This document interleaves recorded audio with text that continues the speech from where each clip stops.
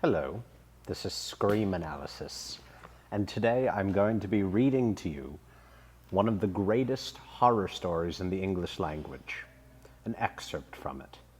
This is not only my opinion, but the opinion of Stephen King and H.P. Lovecraft. This is The Great God Pan by Arthur Machen. The persons concerned in this statement are Helen V., who, if she is still alive, must now be a woman of 23, Rachel M., since deceased, who is a year younger than the above, and Trevor W., an imbecile, aged 18. These persons were at the period of the story inhabitants of a village on the border of Wales, a place of some importance in the time of the Roman occupation, but now a scattered hamlet of not more than 500 souls. It is situated on rising ground, about 6 miles from the sea, and is sheltered by a large and picturesque forest. Some 11 years ago, Helen V. came to the village under rather peculiar circumstances. It is understood that she, being an orphan, was adopted in infancy by a distant relative who brought her up in his own house until she was 12 years old. Thinking, however, that it would be better for the child to have playmates of her own age, he advertised in several local papers for a good home in comfortable farmhouse for a girl of 12. And this advertisement was answered by Mr. R., a well-to-do farmer in the above-mentioned village. His references proving satisfactory, the gentleman sent his adopted daughter to Mr. R. with a letter, in which he stipulated that the girl should have a room to herself, and stated that her guardians need be at no trouble in the matter of education, as she was already sufficiently educated for the position in life which she would occupy. In fact, Mr. R. was given to understand that the girl be allowed to find her own occupations, and spend her time almost as she liked. Mr. R. duly met her at the nearest station, a town 7 miles away from his house, and seems to have remarked nothing extraordinary about the child except that she was reticent as to her former life and her adopted father. She was, however, of a very different type from the inhabitants of the village. Her skin was a pale, clear olive, and her features were strongly marked and of a somewhat foreign character. She appears to have settled down easily enough into farmhouse life, and became a favorite with the children, who sometimes went with her on her rambles in the forest, for this was her favorite amusement. Mr. R. states that he has known her to go out by herself directly after their early breakfast, and not return till after dusk. She appears to have settled down easily enough into farmhouse life, and became a favorite with the children, who sometimes went with her on her rambles in the forest, for this was her amusement. Mr. R. states that he has known her to go out by herself directly after their early breakfast, and not return till after dusk, for that, feeling uneasy at a young girl being out alone for so many hours, he communicated with her adopted father, who replied in a brief note that Helen must do as she chose. In the winter, when the forest paths are impassable, she spent most of her time in her bedroom, where she slept alone, according to the instructions of her relative. It was on one of these expeditions to the forest that the first of the singular incidents with which this girl is connected occurred. The date being about a year after her arrival at the village. The preceding winter had been remarkably severe, the snow drifting to a great depth, and the frost continuing for an unexampled period. And the summer following was as noteworthy for its extreme heat. On one of the very hottest days in this summer, Helen V. left the farmhouse for one of her long rambles in the forest, taking with her, as usual, some bread and meat for lunch. She was seen by some men in the fields, making for the old Roman road, a green causeway which traverses the highest part of the wood, and they were astonished to observe that the girl had taken off her hat, though the heat of the sun was already tropical.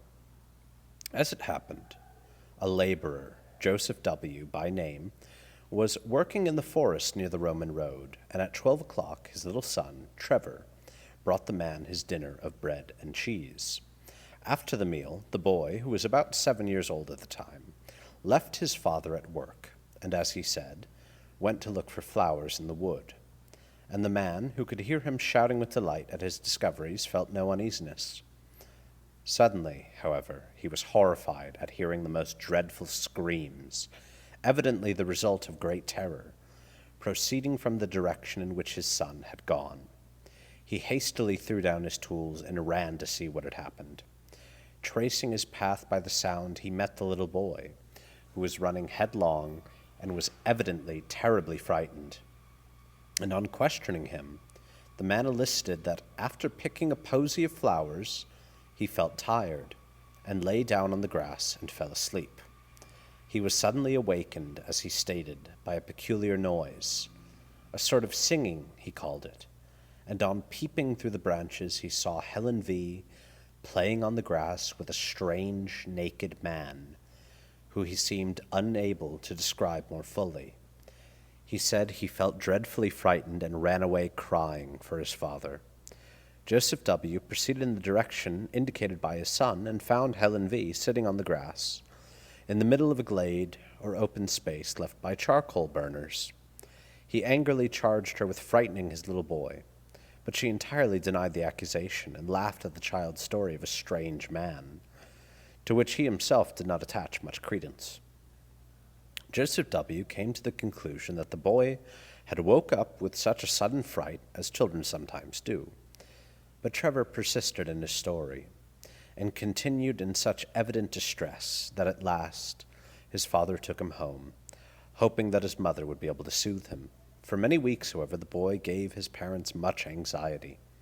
He became nervous and strange in his manner, refusing to leave the cottage by himself, and constantly alarming the household by waking in the night with cries of, "The man in the wood! Father! Father!" In course of time, however, the impression seemed to have worn off, and about 3 months later, he accompanied his father to the home of a gentleman in the neighborhood for whom Joseph W. occasionally did work. The man was shown into the study, and the little boy was left sitting in the hall, and a few minutes later, while the gentleman was giving W. his instructions, they were both horrified by a piercing shriek and the sound of a fall, and rushing out, they found the child lying senseless on the floor, his face contorted with terror. The doctor was immediately summoned, and after some examination, he pronounced the child to be suffering from a kind of fit, apparently caused by sudden shock. The boy was taken to one of the bedrooms, and after some time recovered consciousness, but only to pass into a condition described by the medical man as one of violent hysteria.